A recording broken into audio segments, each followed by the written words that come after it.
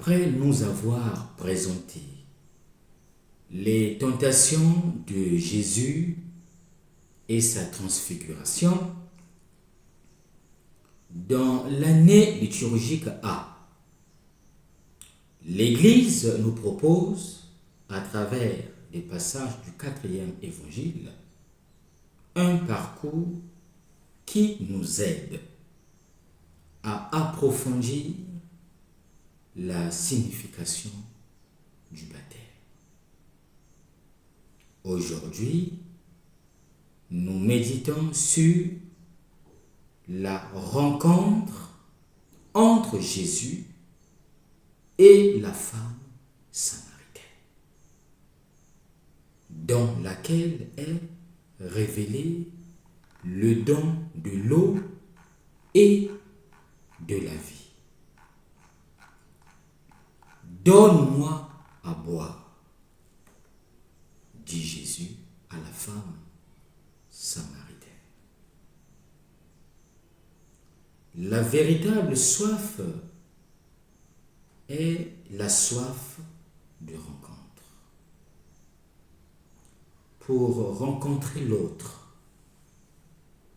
Jésus ose exprimer son besoin et demande « Donne-moi à boire ». Son « Donne-moi à boire » ouvre la relation, tend la main.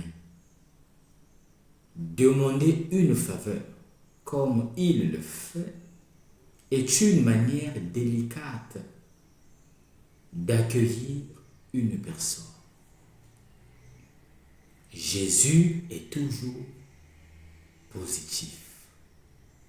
Il valorise les dons et les ressources de chacun, même les plus petits et les plus fragiles. Mais il le fait avec tous ceux qu'il rencontre. Zachée, le voleur que nous appelons bon, les disciples, et même avec nous. À la Samaritaine, femme et pécheresse, Jésus demande son aide.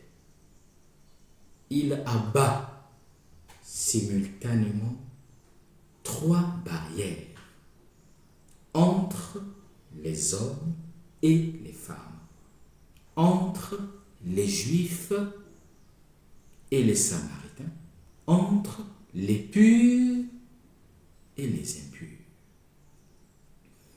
Avec le Seigneur, personne n'est un destinataire, mais nous sommes en relation. Donne-moi à boire, Seigneur, continue de nous émerveiller. Ta soif, Seigneur, n'est pas étanchée par l'eau de Sychar, ni ta faim par la nourriture achetée par tes disciples.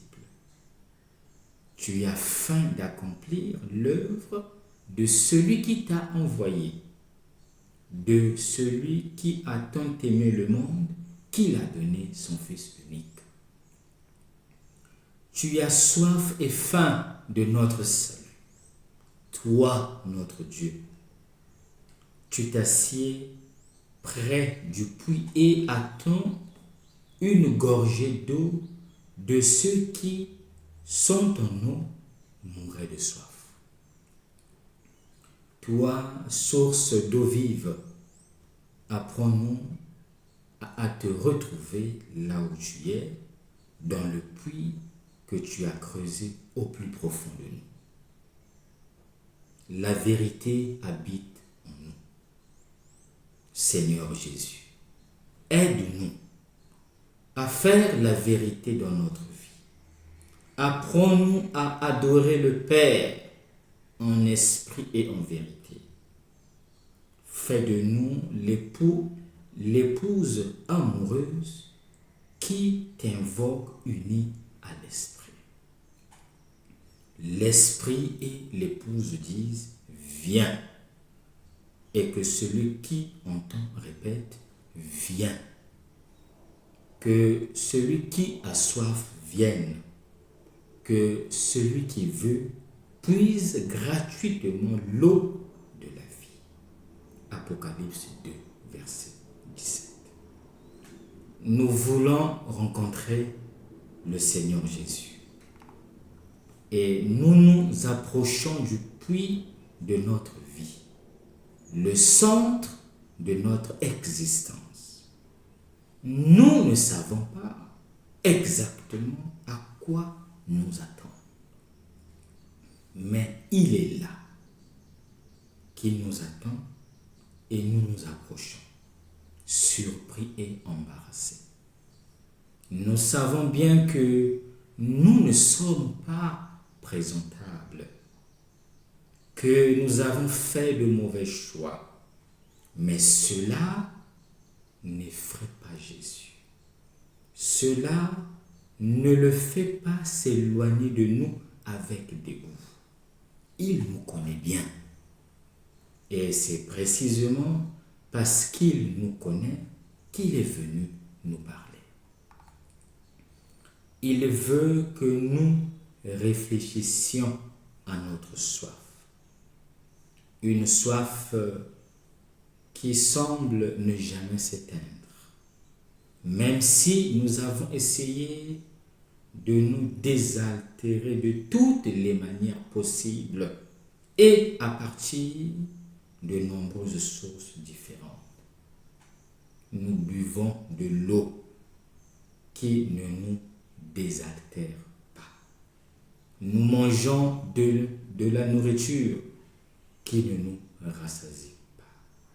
Nous éprouvons des sentiments qui ne nous satisfont pas.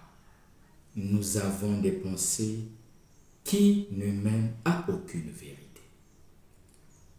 Nous rencontrons des personnes qui ne sont pas à la hauteur. Nous accomplissons des actions qui ne produisent rien. Dans cette recherche incessante, le Seigneur nous fait comprendre aujourd'hui que nous faisons fausse route en continuant à chercher toujours au mauvais endroit, à interroger toujours les mauvaises personnes. Il est là, devant nous, la réponse qui donne la vie.